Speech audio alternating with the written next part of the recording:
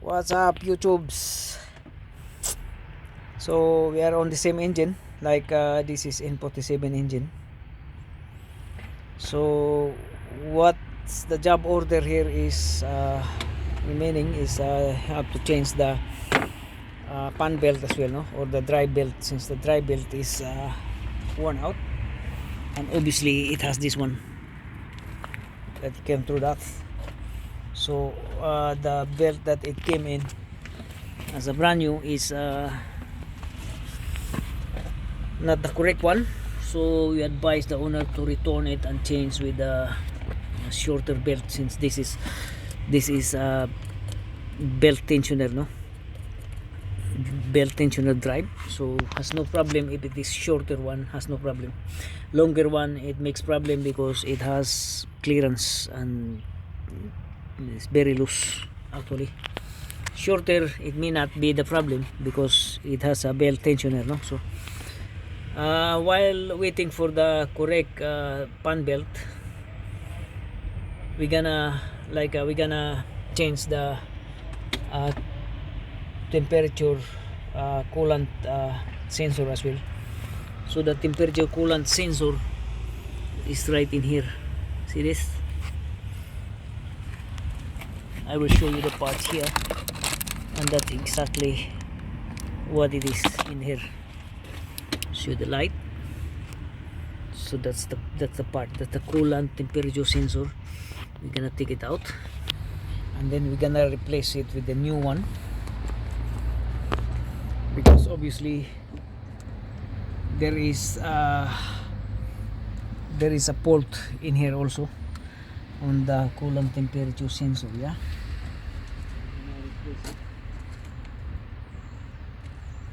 so obviously we're gonna need picker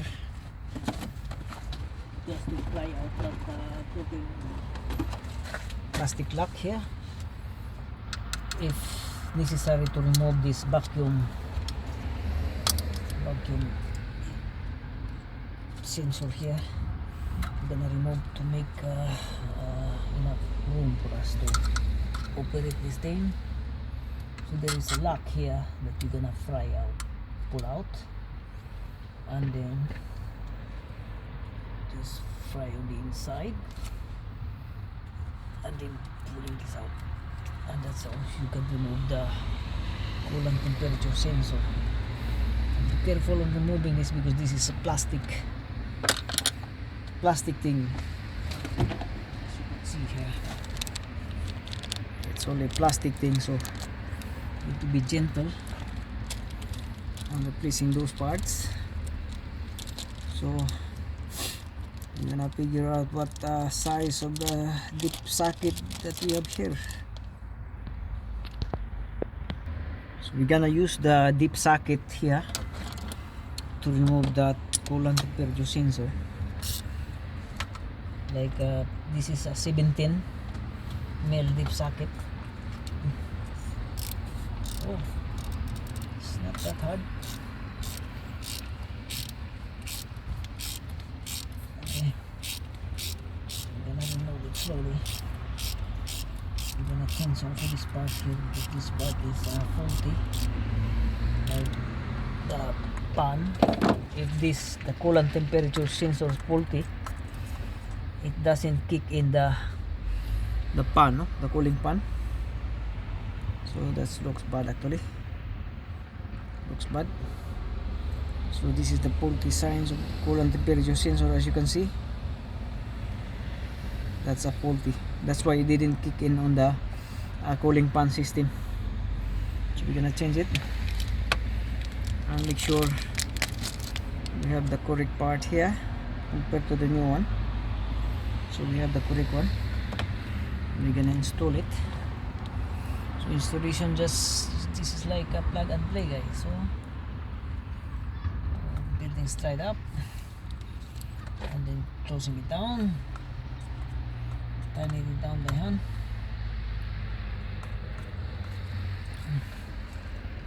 Make sure it's riding on the thread, actually.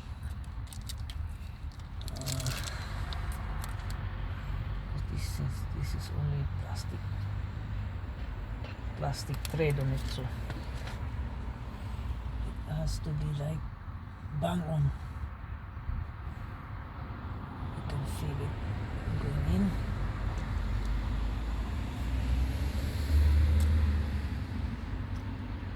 Okay, so it's going in.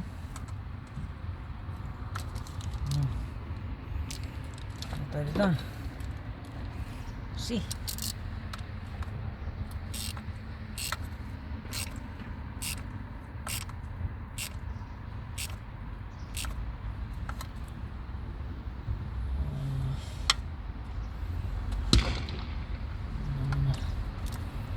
Release it. Sounds like that's too tight. If it is too tight enough, guys, on the entry side, then don't push it. Just retrieve again and then be done. You have to analyze what's going on. So we just put kind of oil here so it will go straight away. This is deep enough. We're gonna use the long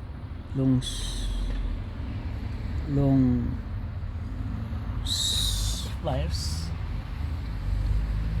just to get along. First, second, third one must be corrected. You see,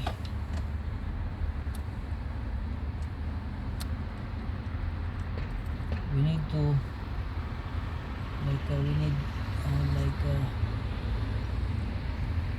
bullseye thread should be in the center part.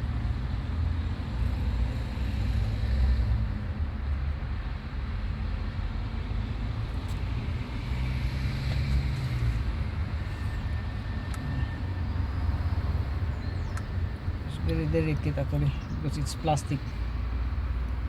It's made of plastic, so I'm gonna take it out. Let me try again.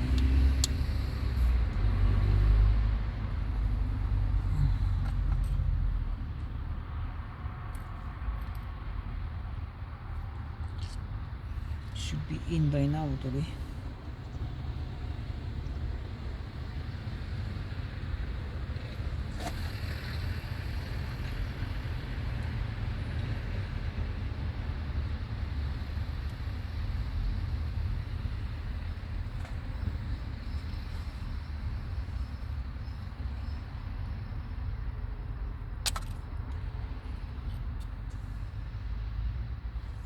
This looks like it.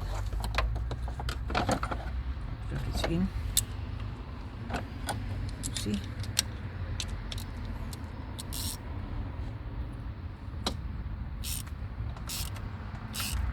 Yeah, it's in. It's in.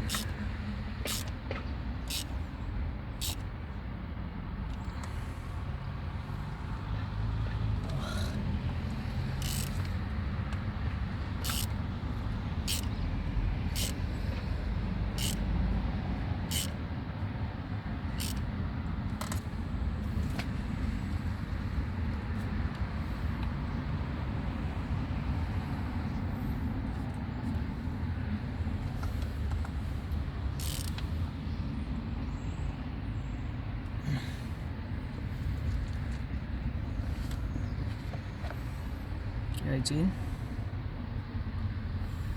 Obviously there is a gasket in here. That gasket should be sealed on the inside.